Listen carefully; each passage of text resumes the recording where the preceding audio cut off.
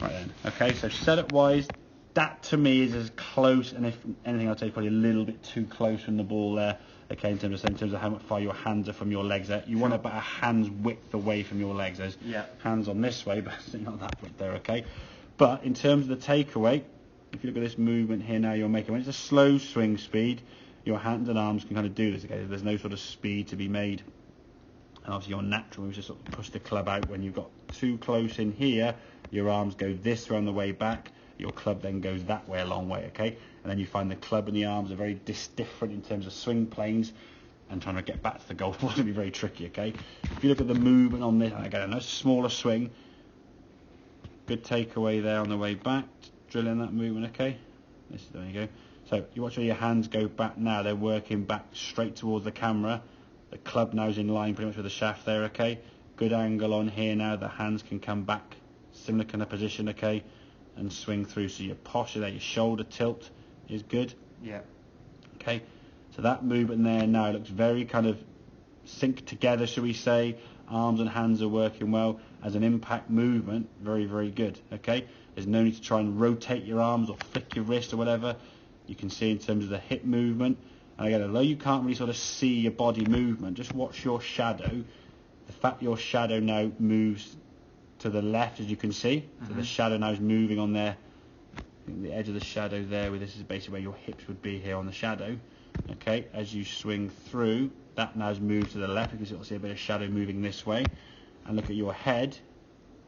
Okay, if you look on there, there's not much head movement there. Again, it's a short swing, I get that. Okay, but your head staying fairly stable there as you come through. And then finishing with that sort of very, what feels kind of held off open club face. Look at the golf ball. So you've drawn a straight line down the thing there. So we don't need to kind of corkscrew the club or flip the hands, okay? If the club face is in a good position, the grip's correct, everything else is spot on there, which you've got, okay?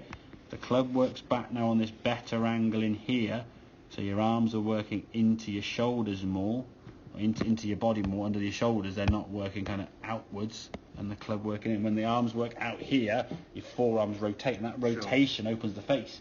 And then your way of squaring the club face is like jump back and flick at it, and it's like, whee. You time it well. I mean, mine mistime it. Mine was offline. One of the two, okay? So we can work on that kind of impact. I would say use this as a warm-up for your next sort of session down here, okay? On the range of it. Hitting it 30, 40, 50, 60 yards. I know it's not the fan favourite, these sort of shots, okay, but really controlling that club face. And maybe you say, okay, 5 shots there, 5 are good, like this on the camera is now. We'll go, okay, I'll go from this backswing out to my arm here and there. I'll go to up there and up there. And then with the next level, I'll go kind of up here and up there. And you just make the swing longer and longer.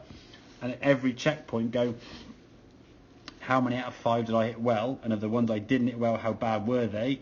And was it 3 out of 5, 4 out of 5, and the other one was okay? Then fine, go to the next level. If it's like 1 out of 5, and the other 4 is like shanks and tops and duffs, keep practicing at that length until you get better at that length, yeah? And work that swing back up. I think you've got to definitely work on that hip movement from here. If the hips don't move, the head's going to throw back with your speed. If the head throws back, your hands are back here, you're going to flick at the golf club. And if you're back behind the ball flicking, and again, I'll show you another video in a second, actually, if you're back behind the ball, your hand's making contact at impact behind the ball, it's left or right, or even straight, but very, very inconsistent. Okay? So I'd work on that, I think, space a little bit more, hands working in here nicely, okay, but work on that impact here now. There's no need to sort of twist or rotate the hands, okay? Club face squares in dead straight on that white line there, as you can see, very, very nicely. Okay, mate?